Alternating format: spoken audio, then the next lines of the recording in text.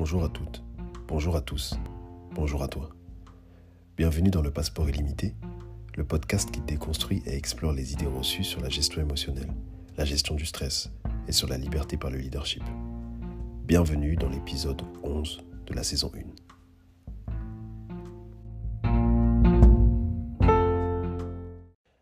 Aujourd'hui, je vais te donner 7 signaux qui t'aident à repérer lorsque tu te laisses submerger par ton émotionnel. Comme tu as vu dans les épisodes précédents, l'idée est de comprendre l'intelligence émotionnelle.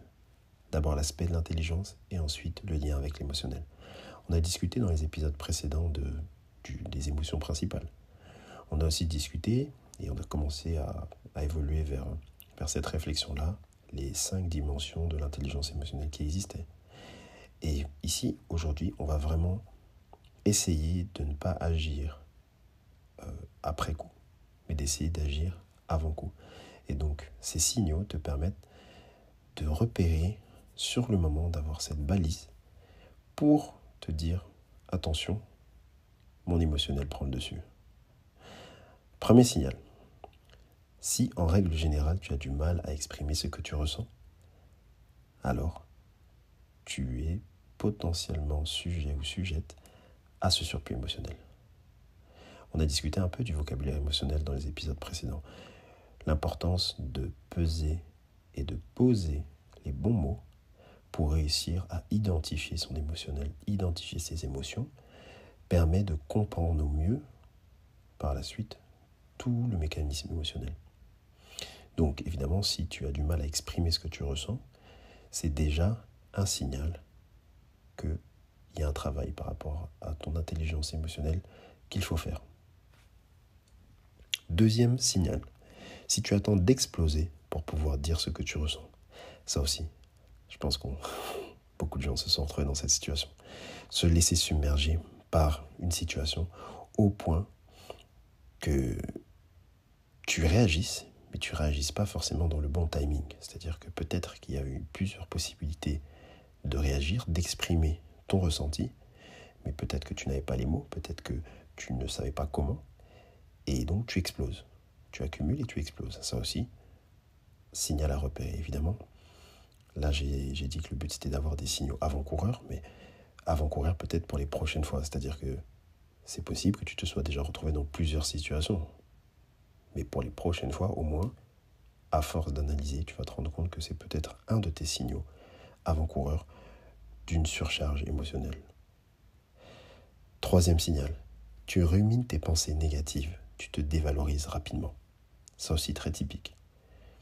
Les pensées sont des choses qu'on ne peut pas vraiment contrôler. Et l'idée du présent, du moment présent, c'est de laisser venir les pensées, peu importe, positives ou négatives, de les accepter, de les comprendre, d'essayer de les comprendre du moins. Si quand tu reçois des pensées, tu les rumines, et surtout tu rumines les pensées négatives, alors il y a un lien avec ton émotionnel, et ça va surtout nourrir une surcharge émotionnelle. Qu'est-ce que ça amène comme conséquence ? Par exemple, la dévalorisation. C'est un des exemples. Il y a plusieurs types d'exemples possibles, mais ça en fait partie. C'est un des exemples très parlants dans soit la surcharge, soit le déséquilibre émotionnel. Quatrième signal, tu choisis toujours la réaction qui te fait du bien sur le court terme et pas sur le long terme. On essaie de rejoindre un petit peu cette notion d'explosion, mais c'est sûr que si tu n'as pas tes balises, tu n'as pas tes repères dans ton émotionnel pour savoir quand est-ce qu'il faut que tu fasses attention, alors c'est tout à fait envisageable que tu te retrouves à réagir d'abord et ensuite réfléchir. Et donc, sur le long terme, ta maîtrise émotionnelle diminue. Cinquième signal, tu envisages souvent après coup des solutions possibles sur le moment. Bien sûr, qu'est-ce qui va suivre ? C'est souvent le début de phrase. J'aurais dû. Ah, j'aurais dû.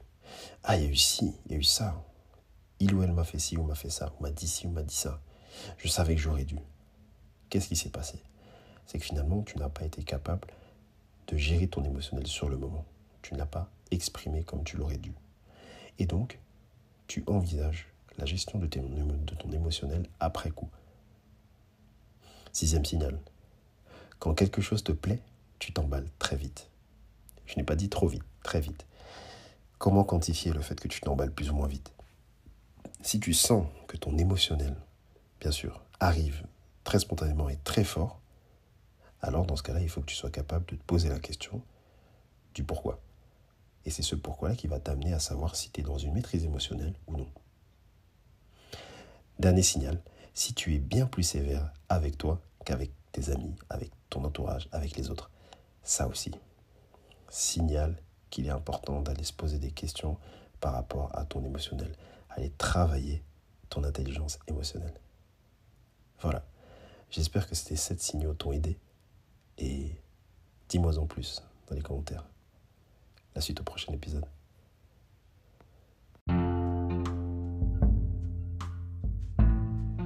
Pour nous suivre et ne rien louper de notre actualité et des services additionnels proposés, abonne-toi à @fullmindedness, FULLMINDEDNE2S sur les réseaux sociaux. Bien sûr, abonne-toi au podcast sur ta plateforme de podcast préférée en activant les notifications pour recevoir une alerte à chaque nouvel épisode.